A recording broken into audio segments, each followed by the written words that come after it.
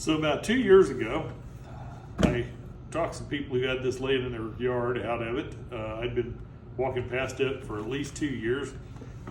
Actually belonged to my wife's grandmother, and it's a Coleman steel belted cooler from the mid-70s.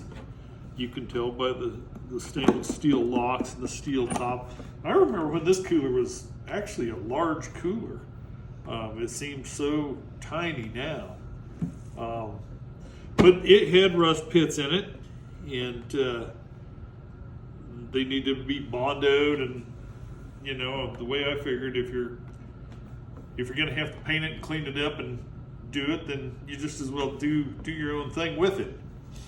And it was at that time the plastic was all messed up, and you can see it's still messed up. It's done to a passable level, but that was when I discovered that you could get a hand 3D printer. It's almost like a glue gun, only it's automatic, and it just puts out that plastic right out the end, that molten plastic, and was able to fill that in. Wasn't able to sand it all the way back out, but like I said, it returned to a passable level, and I think it's a really neat cooler.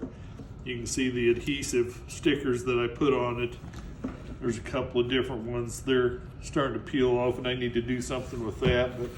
But overall, a pretty neat cooler, and I like the chrome handles are still in pretty decent shape. Like I said, it seems really tiny compared to what I remember as a kid in the 70s with people who had these. I decided that was a cool way to do things, so I went ahead and bought me another one. Actually, another one and another one. And this is me playing around with a pinstripe brush and some paint from Hobby Lobby. Actually, found this one, another steel belted cooler. It's newer. If I put them over here and compare them, I'll do that where you can see it here. The older one is taller, but it is definitely not as long as this one. Now this one had a plastic top. It's hollow plastic top, which I didn't care for, so I filled it with spray foam and plugged it again using my 3D printer. But I don't have any training in this at all. I'm sure that if you're a pinstriper, you can see all the terrible lines, and maybe even if you're not a pinstriper, you may be able to see all kinds of terrible lines. Now these straight ones, I used a guide. I am definitely not steady enough.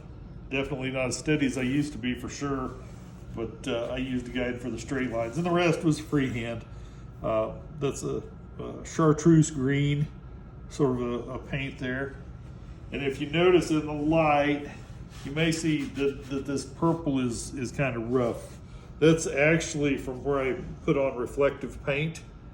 And I don't know if it reflects. I need to set it out in the driveway and see what the headlights do when I pull in with pickup at night. But